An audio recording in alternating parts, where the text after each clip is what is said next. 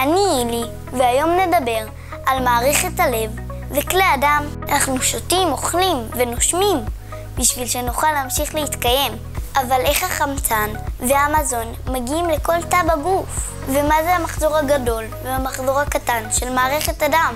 בואו נתחיל. אילי. מערכת הלב וכלי הדם היא מערכת מדהימה שדואגת שהדם תמיד יזרום לנו בגוף.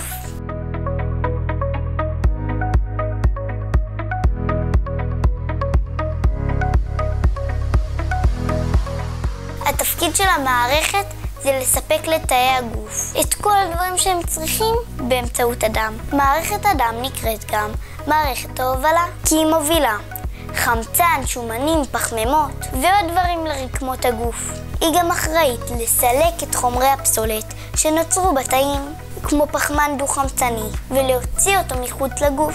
המערכת הזאת מורכבת משלושה חלקים: הלב, הדם וכלי הדם. נתחיל עם כלי הדם. מערכת כלי הדם בגוף היא כמו רשת תחבורה, כמו שיישובים בארץ מחוברים ביניהם ברשת של כבישים שמשמשים להובלת מוצרים ממקום למקום.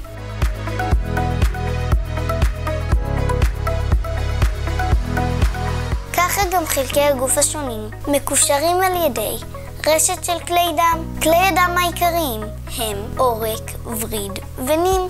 עורק הוא כלי דם שמעביר דם מהלב לגוף. הדם בעורקים עשיר בחמצן. דם שעשיר בחמצן הוא אדום. העורקים בדרך כלל יסומנו בצבע אדום. העורקים הקטנים ביותר נקראים עורקיקים. וריד הוא כלי דם שמעביר דם מהגוף ללב. הדם בוורידים עני בחמצן ולכן יסומן בדרך כלל בצבע כחול.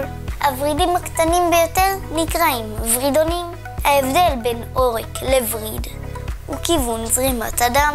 אל הלב נכנסים ורידים ומהלב יוצאים עורקים ונים. נים הוא כלי הדם הכי קטן והוא מחבר בין העורק לווריד. בתוך הנימים מתבצעת העברה של חומרים לרקמות הגוף. חמצן וחומרי מזון נכנסים לתאים, ופחמן דו-חמצני ופסולת יוצאים מהתאים. התהליך הזה נקרא דיפוזיה. בואו נראה את מסלול הדם. כלי הדם מחוברים ככה שהדם זורם מהלב לעורק הראשי, שהולך ומתפצל לעורקים קטנים ולעורקיקים, והם מתחברים לנימים. הנימים מתחברים לוורידונים שגדלים ומתחברים לוורידים. הם מתחברים לווריד הראשי שמחזיר את הדם ללב. כלי הדם הגדול ביותר הוא אבי העורקים. כל עורקי הגוף מסתעפים ממנו, והוא מוביל דם עשיר בחמצן לכל חלקי הגוף. הוורידים הגדולים ביותר הם הוורידים הנבובים, הווריד הנבוב העליון והווריד הנבוב התחתון, ומובילים דם עני בחמצן חזרה ללב. הדם שלנו הוא נוזל והוא מורכב מ-55% פלזמה, שזה נוזל שקוף בגוון צבהר שהוא מכיל מים, חלבונים, סוכרים ועוד.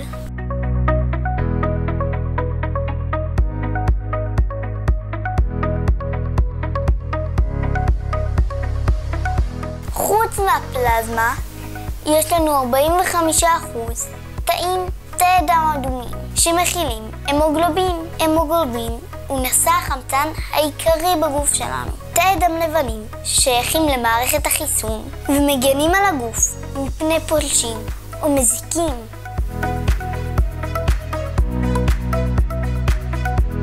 ותסיות הדם שאחראיות להתפוצץ במקום שבו כלי הדם נפרץ או נקרע, ובכך לסתום את החור. וכדי שהדם יזרום בתוך כלי הדם צריך משאבה. המשאבה היא הלב.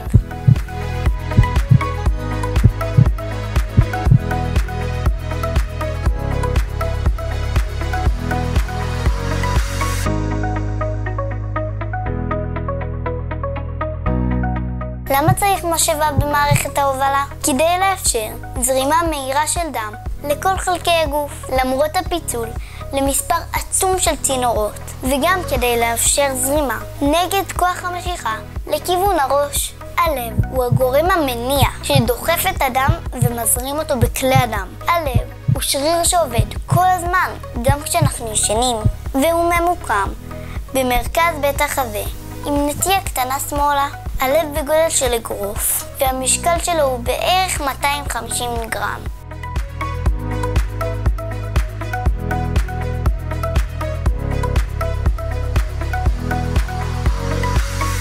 הלב מורכב מ4 חללים: עלייה ימנית, עלייה שמאלית, חדר ימני וחדר שמאלי.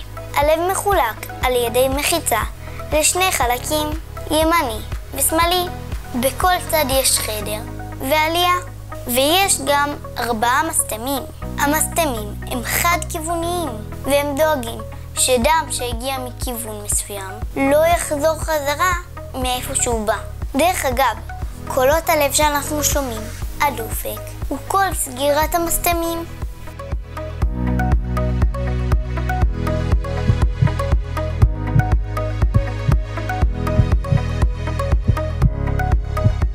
מערכת ההובלה של הדם היא מערכת סגורה. הדם זורם במעגל סגור שחוזר על עצמו כל הזמן, מהלב אל הגוף ובחזרה אל הלב, ויש בה 2 מחזורי דם. מחזור ריאתי שנקרא המחזור הקטן. מחזור הדם הקטן מקשר בין הלב לבין הריאות, ומחזור מערכתי שנקרא המחזור הגדול. מחזור הדם הגדול מקשר בין הלב לבין כל חלקי הגוף. במהלך מחזור אחד, הדם עובר פעמיים דרך הלב, פעם מצד שמאל ופעם מצד ימין. בואו נראה את זרימת הדם דרך 2 מחזורים. המחזור הקטן מתחיל בעלייה ימין, ומשם לחדר ימין ולעורק הריאה. בריאות אדם מקבל חמצן וממשיך לברידי הריאה שמגיעים לעלייה שמאל, ופה מסתיים המחזור הקטן ומתחיל המחזור הגדול. המחזור הגדול מתחיל בעלייה שמאל ויורד לחדר שמאל, משם הוא עולה לאבי העורקים, ומאבי העורקים הדם מגיע לכל חלקי הגוף ומשחרר את החמצן לרקמות הגוף. הדם, כשהוא עני בחמצן, חוזר דרך ורידים, ומשם לורידים הנבובים שמגיעים לעלייה ימין של הלב. עד כאן המחזור הגדול. מחזור הדם השלם כולל את 2 מחזורים, מחזור הדם הגדול ומחזור הדם הקטן. עד כאן על מערכת הלב וכלי הדם. מקווה שלמדתם ונהנתם. אל תשכחו לעשות לייק לסרטון ולהירשם פה למטה לערוץ. נתראה בפרק הבא. ביי! אילי